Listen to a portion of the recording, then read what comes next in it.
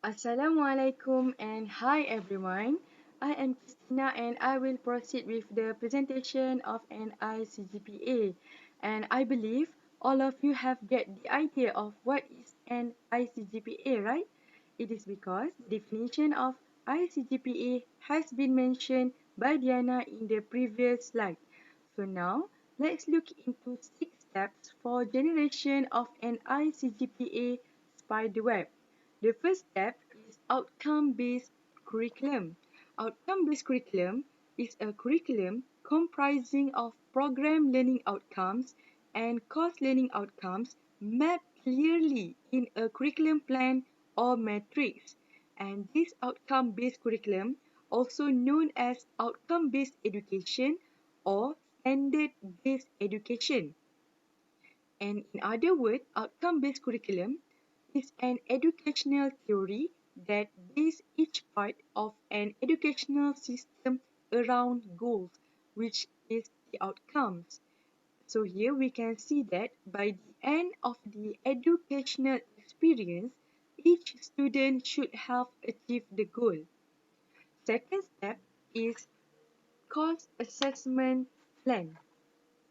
So, development of a course assessment plan confirmed to constructive alignment. And in other words, course assessment plan is a document that outlines student learning outcome or department goals to be assessed during that academic year. Direct and indirect assessment methods used to demonstrate the attainment of each outcome or goals, and this course assessment plan has give benefit to students and instructors. Through the development of syllabus, instructors can get course goals, development student learning objective, create and align assessment plans, as well as establish a schedule for the course. And this course outline also works as a guide for students. Students will know about the material that they will engage. Okay, next is appropriate assessment method. So appropriate assessment method involve the measurement of attainment of course learning outcome using appropriate assessment attribute or rubrics.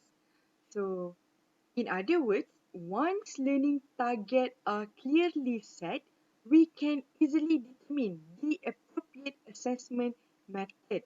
And these appropriate assessment methods have their own category. The examples of category are selected response, constructed response, teacher observation, and last but not least is student self-assessment. Step number 4 is grades of course learning outcome. So as we can see here, grades are derived from the calculation of assessment marks, assessment weightage, and course credit unit. Okay, next is grade point average for program learning outcome. It involves the accumulation of grade point for course learning outcome based on dimensions of program learning outcome or the MQF domain. So what is MQF?